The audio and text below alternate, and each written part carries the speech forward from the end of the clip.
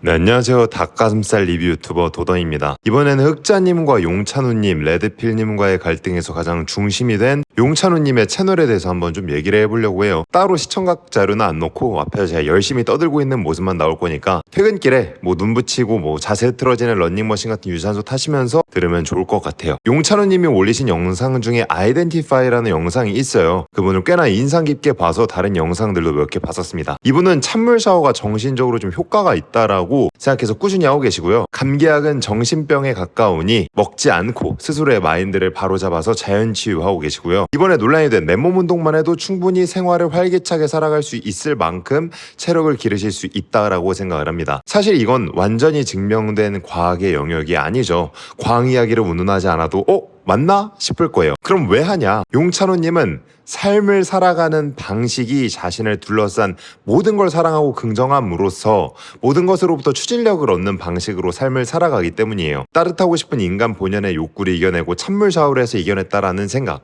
감기약을 먹지 않고 스스로의 면역 체계를 지켜냈다는 생각들이 용찬호님께서 삶을 살아가게 하는 모든 도전과 힘의 근거가 돼주는 거예요. 그러니까 정리를 하면은 모든 행동, 심지어 아마 지금 용찬호님이 흑자님한테 비판을 받고 있는 상황들도 용찬호님에게 힘이 되고 있을 가능성도 굉장히 높아요. 스스로가 그 가치관을 고수하고 있다면요. 그래서 주변에 주어질 수 있는 그 어떠한 부정적인 암시를 외부로 치웁니다. 이분은 헤어진 연인 부르짖는 발라드 듣지 않아요. 왜냐하면 본인 행동에 영향을 미칠 수가 있으니까. 결국엔 부정적일 가능성이 어느 정도는 내포되어 있으니까 이 가능성이 자신에게 어떤 행동에 영향을 준다 그러면 저항을 하는 거죠. 예컨대 용찬호님께서는 무균실 실험실에서 수많은 박사들의 손에 자라는 칭찬과 좋은 양분이 떨어지는 최고급 품종의 식물을 꿈꾸고 있다라고 보시면 좋습니다. 과연 그럼 이 긍정적인 암시는 어떠한 효과를 불러일으킬까요? 우리는 자기의 성공을 절대적인 가치로 판단을 안 하고 상대방과의 비교 우위를 통해서 판단을 하죠. 이분이 좀 수능이 저급하다고 이야기를 하지만 쉬운 예시를 위해서 수능을 가져와 볼게요. 과연 무한한 긍정적인 사고를 가지고 끊임없이 도전하는 사람이 수능을 잘 볼까요? 아니면 철저하게 비판적인 관점을 가지고 뾰족하게 자신의 행동을 교정해 나간 사람이 수능을 잘 볼까요? 당연히 요거랑 관련이 없답니다. 수능 공부를 잘하는 사람이 시험을 잘 봐요. 긍정적인 암시를 끊임없이 부여해서 잘 되는 사람도 있고 철저히 세상 미워하고 원수를 갚기 위해 잘 살아가는 사람도 성공을 합니다. 어느 게 그 사람의 정신적으로 이롭다 말다를 따지기 이전에 성공만 보면 그래요. 그렇지만 삶의 관점으로 보자면 어떠한 기회가 주어졌을 때 적극적이게 도전을 하는 사람이 기회라는 걸 잡을 가능성이 높긴 하겠죠. 그리고 그 기회인지 몰랐던 것들조차도 공격적인 자세가 습관인 사람은 얻을 가능성이 생기고요. 그래서 전 용찬우님께서 가진 삶의 자세가 만약 본인 스스로 사랑하고 만족하는 형태로 이끌었다면 주장할 수는 있다고 생각을 해요. 근데 여러분들이 반감을 느낀 게 있죠. 이분이 큰 주장, 특정한 진리를 말하기 위해 꺼내는 인용과 예시, 정확하게 콕 집어 말하면 사용하는 언어의 분류가 논란의 가능성이 굉장히 크다고 봤어요. 저는 대표적으로 일론 머스크의 말을 인용하면서 영상을 시작한 NPC에 대하여라는 영상에서 느꼈습니다. 당연히 일론 머스크가 한 말이고 거기다 말을 얹은 거긴 한데 이거 간단하게 한번 요약해서 말씀드릴게요. 많은 사람들이 매스미디어나 주류 주장들에 대해서 나의 주관을 잃어가는 거야. 그래서 말을 걸면은 그냥 게임 안내해주는 NPC, 그 목록 나오는 것처럼 정해진 말만 하는 스스로의 창조적인 사고가 불가능해진 사태에 대해서 안타깝게 생각한다는 내용이었어요. 그러면서 자신의 행복이 아닌 서울의 집 한 채를 사는 게 목표가 되어버린 이 세상이 어느 정도는 문제가 있다고 이야기를 하시는 거예요. 내면의 소리에 집중해야 된다고요. 그러니까 외부의 소리와 차단되어 나만의 생각이 세상의 흐름과 별도로 작용할 수 있게끔 해야 된다고 이야기를 해요. 제가 지금 요약해드려서 말씀드린 이 내용까지 고개를 끄덕이면서 따라오셨죠? 전 이게 영상 콘텐츠가 가진 단점이라고 생각을 해요. 그러니까 이 사람이 일단 개념을 상정하면 따라갈 수밖에 없어요. 그러니까 우선 NPC라는 개념을 꺼낸 이유는 NPC와 그렇지 않은 사람을 분리하기 위함이에요. 그러니까 자연스럽게 개념을 꺼내면 그에 반하는 개념도 따라오는 거거든요. 그러니까 NPC가 나오면은 반대쪽 이제 네오라는 게 생성이 되는 거예요. 결국에 이분이 말하시는 건 허수아비 같이 똑같이 말하는 미디어에 지배되는 사람이 아니라 계속해서 창조적인 사고를 해보자. 내 생각 객관해서 봐보고 NPC 적이었다면 바꿔보자. 좋은 취지인데 NPC라는 개념을 꺼내서 이 말을 하려고 한다는 게 논란의 여지가 너무 크다는 거예요. 첫 번째, 우리는 NPC 적에게만 살아갈까요? 아니요. 우리는 구시대 AI 기계 모델이 아니라 똑같은 주제를 이야기하더라도 전과 다른 경험을 하면서 쌓아가기 때문에 심지어 이 주제를 말하는 공간과 내 기분 전부 다 달라요. 다르게 이야기할 수밖에 없어요. 그리고 이야기를 나누는 사람도 이 세상에 무수하게 있는 다양한 사람들 중에 한 명이니까 이 사람과의 대화를 통해 내 대화의 틀이 바뀔 가능성도 있어요. 그래서 전 NPC라는 개념 자체에 반대하는 편이에요. 두 번째, 외부의 흐름이랑 분리를 시켜서 나만의 생각이 세상과의 흐름과 별도로 작용할 수 있게끔 해줘야 된다라고 주장을 하세요. 그분은 오롯이 나의 생각에서 나온 판단과 옮겨진 행동만이 가치 있다라고 이야기를 하시는 거죠. 그치만 인간은 어떠한 경험과 상대적인 지식이 아무것도 없는 상태에서 생각 자체를 할 수가 없습니다. 내면의 선택을 하기 위해 외부의 소리를 듣는다는 거는 나의 잠재의식에 귀를 기울인다는 건데, 나의 잠재의식이 남들한테 영향을 안 받는다는 거는 그냥 불가능에 가까워요. 인간은 유전적인 각인이 찍혀져 있는 본능대로 플러스 상대적인 경험을 쌓아가면서 살아가잖아요.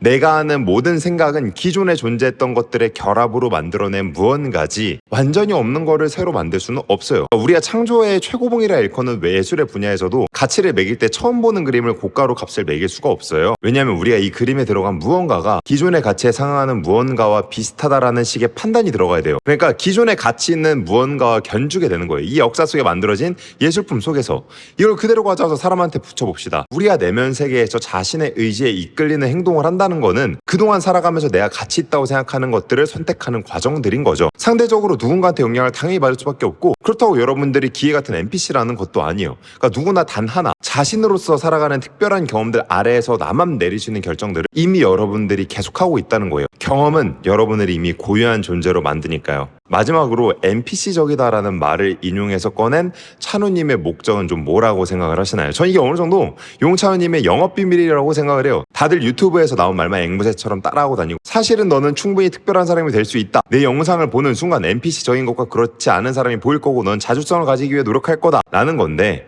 이런 메시지를 주는 사람한테 사람은 의지하게 될 수밖에 없어요. 왜냐하면 저는 NPC라는 개념을 용찬우님한테 처음 들었기 때문이죠. 이런 거 보통 선구자 역할을 한 사람들의 주장에 힘이 실릴 수밖에 없는 게 되게 자연스럽습니다. 여태까지 이런 비밀 알려준 사람이 없었는데 누군가 천기를 누설하든 말을 해. 그럼 너 믿을 수밖에 없죠. 역시 스스로 긍정적이게 살아가는 사람이기 때문에 이런 지식까지 섭렵하는 거구나. 이런 사상이 잠재적으로 심어질 수밖에 없다라는 거예요. 저는 이런 식의 선전 효과에 대해 굉장히 긍정적이게 바라보는 편이에요. 스스로 브랜딩하고 마케팅하는 방법이잖아요. 그치만 분류가 너무나 논란을 일으키기 쉽다. 아까도 말했듯이 이 사람 말만 들어서는 사실 이 세상에 NPC가 아닌 사람이 없어. 나도 NPC야. 내가 존경하고 사랑하는 사람들과의 조합, 그리고 아쉬웠던 나의 실수들로 저는 조합이 되는 거니까요. 그리고 설령 이분의 말을 듣는다고 해서 NPC였던 내가 NPC가 아니게 될 수도 없어. 그러니까 상대성을 우리 삶에서 제거할 수 있는 방법이 없잖아. 우리는 완벽한 NPC도 플레이어의 분류로도 양단되어 있는 사람이 아니라 각자의 고유한 위치를 가지고 있는 개인입니다. 이제 용찬우님의 채널에서 본 채널의 컨셉은 좀 이런 느낌이었어요. 확신을 가지고 꾸준하게 나아가고 무한 동력을 가지고 있는 사람. 이 신념이 꺾이지 않는 이상 추진력에 관해서는 사실 이기 좀 어렵다고 생각을 하는데, 찬우님이 전문적으로 알고 있는 분야가 있고 그렇지 못한 분야가 있을 거예요. 그거 말하는 거 문제 없어요. 우리가 해외 축구 선수 못한다고 해서